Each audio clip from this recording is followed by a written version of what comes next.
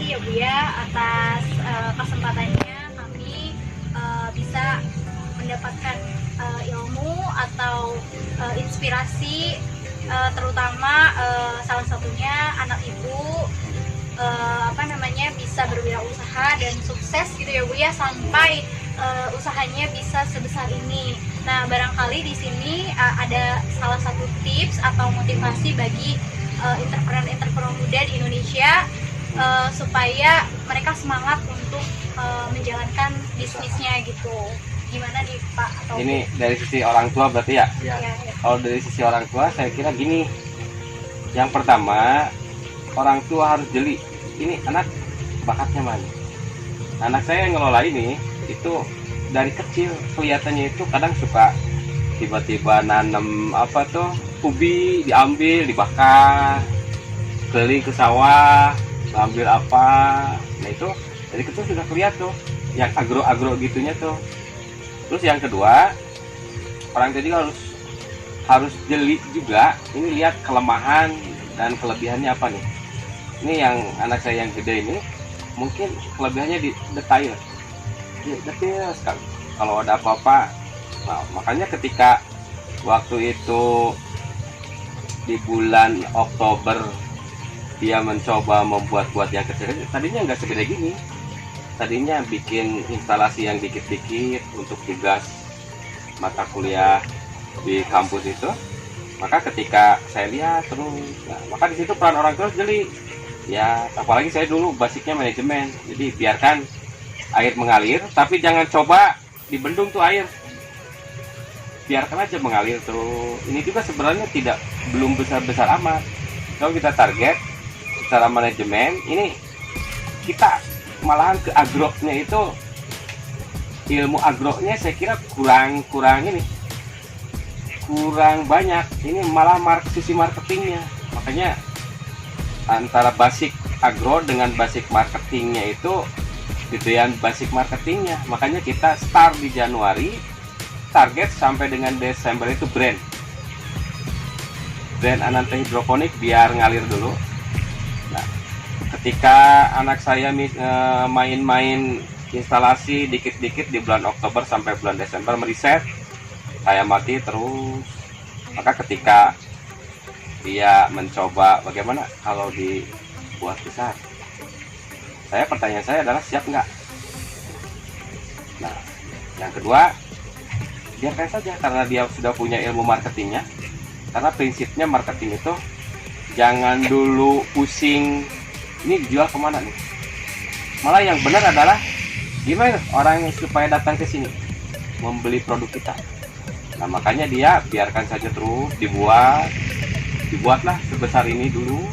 Ini ada 2000, hampir 3000 titik ini. Untuk produktif benar itu sebenarnya masih 2 kali lipat lagi. Nah, ketika anak ini sudah siap mulai, maka kita hanya memang negatifnya anak milenial ini rata-rata kan di gadget itu, di gadget itu, di gawe itu. Nah, maka sisi orang tua adalah mengingatkan. Nah, karena dia sudah punya bisnis seperti ini, artinya mainan-mainan anak milenial yang macam game segala rupa itu agak terkurangi. Nah, orang tua harus lihat di sini, sebab saya dari sisi ilmu yang saya peroleh dulu waktu manajemen, anak muda Indonesia yang survive lanjut di dunia usaha bisnis itu dari 100% itu hanya 4% saja loh. Gitu ya, Pak, ya? Jadi setelah 3 tahun, nah itu tersaring hanya sekitar 4% saja anak-anak muda. Nah, makanya biarkan terus, tetap semangat, dan orang tua jangan terlalu merecoki, mantau aja dilihat. Berarti sebagai bahan pengontrol aja ya? Ya, bahan pengontrol. Nah, kadang ada kan orang tuanya yang masuk terlalu dalam sehingga alur maunya anak muda zaman sekarang kan kadang nggak mau diatur.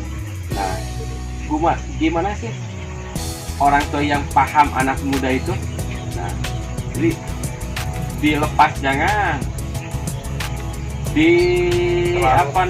terlalu dikekang, jangan.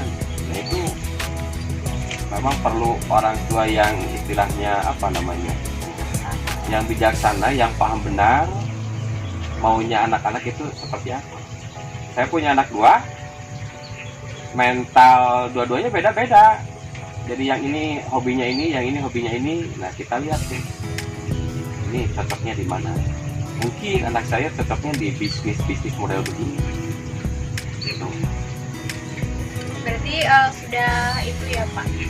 Mungkin bapaknya juga udah banyak sekali pengalaman, jadi bisa berkembang gitu ya.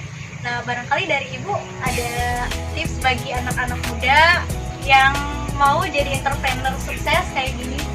Ya satulah tidak, jangan putus asa dan pantang menyerah. Oke, berarti kata kuncinya guys, jangan berhenti putus asa gitu ya. Terus satu lagi, jangan malu bertanya, jangan gengsi. Pokoknya anak muda yang gengsi dulu. Pokoknya tancapkan dulu brandnya deh. Jadi apapun kalau sudah punya brand, ini brand Ananta di apa namanya, dikokohkan dulu. Nanti kalau brandnya sudah bagus, saya kira bisnis apa saja. Saya punya teman dulu sama-sama muda lah, dia punya brand, tidak akan saya sebutkan takut promosi. Nah, brandnya sih saya kira biasa saja, mereknya biasa saja, hanya karena sosial media mengakar sehingga dia bisnis yang baru dengan merek itu, walaupun dengan usaha yang berbeda, karena sudah mengakar di hati masyarakat, si merek itu dia bikin bisnis baru juga hebat lagi. Nah ini kunci anak milenial itu dengan sosial media yang banyak, saya kira dan harus konsisten. Jadi jangan setengah-setengah gitu ya. Kalau bahasa Sundanya itu ulah obor bararak. Tahu obor bararak? Jadi ketika dibakar, nyalanya besar, rasanya sedap. Nah, jadi memang jangan sampai kita terprosok ke yang hukumnya anak muda zaman sekarang hanya 4% saja yang maju. Gitu kan. Terus filosofi yang selanjutnya, anak muda zaman sekarang dengan sosial media yang terbuka, dengan tagline revolusi 4.0 itu kan, bahwa apa namanya, internet di tangan, dunia maya di tangan, harusnya sudah bukan lagi anak muda yang mencari kerja, tapi anak muda yang membuat kerjanya sendiri. Dan gak zaman sekarang yang terbuka seperti ini, nyari-nyari kerja kemana, jadi karyawan ini, jadi karyawan itu. Ketika perusahaannya bangkrut, mundur, PHK, sudah nggak punya kerjaan lagi. Nah yang benar adalah anak-anak muda yang membuat sendiri. Apa sih yang perlu di... Nah, terus anak muda yang bikin bisnis, jangan dulu berpikir, kadang-kadang lemahnya anak muda begini, ketika buat bisnis, ada yang kira-kira ada yang beli enggak?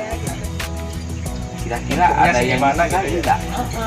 Yang benar adalah, Jadi kita tuh takut maju duluan gitu Iya. sebelum bertindak gitu ya Pak ya. yang benar adalah gimana sih caranya supaya produk kita dibeli oleh kamu? Bukan berpikir, kamu kalau saya bikin bisnis gini, kamu mau beli enggak? Enggak. Yang benar adalah, saya punya bisnis ini, kamu harus beli barang saya. Nah, caranya gimana? Kan sekarang banyak sosial media.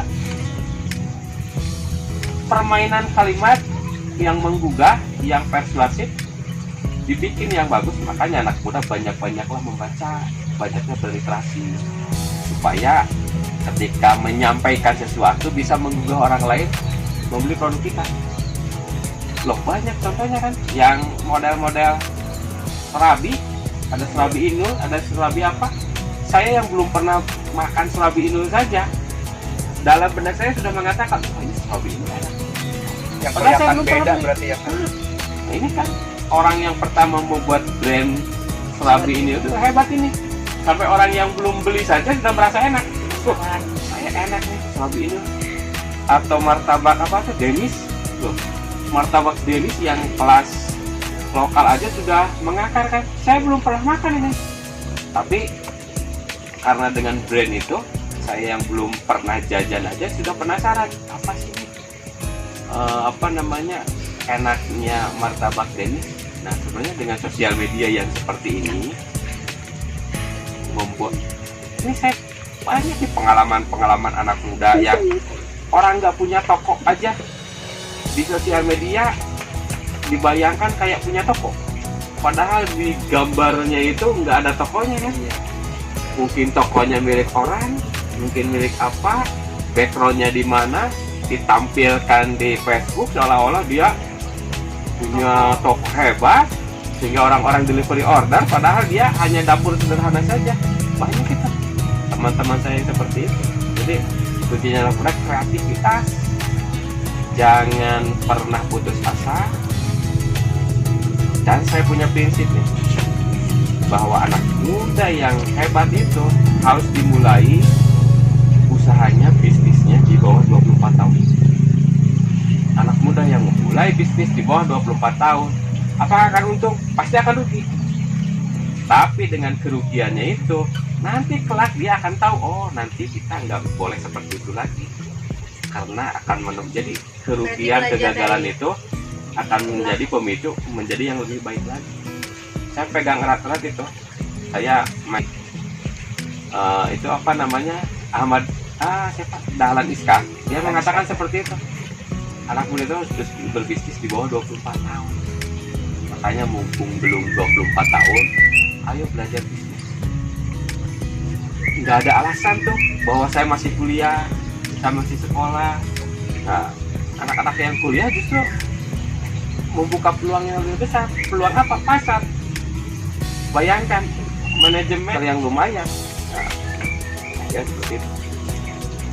Ibu dan Bapak terima kasih atas waktunya Ibu ya. Mungkin karena durasinya yang panjang sampai kita semangat, sampai kita lupa waktu guys. Ini udah jam 5 lebih 5 menit ya. Terima kasih sekali lagi. Mohon maaf apabila ada kekurangan. Udah.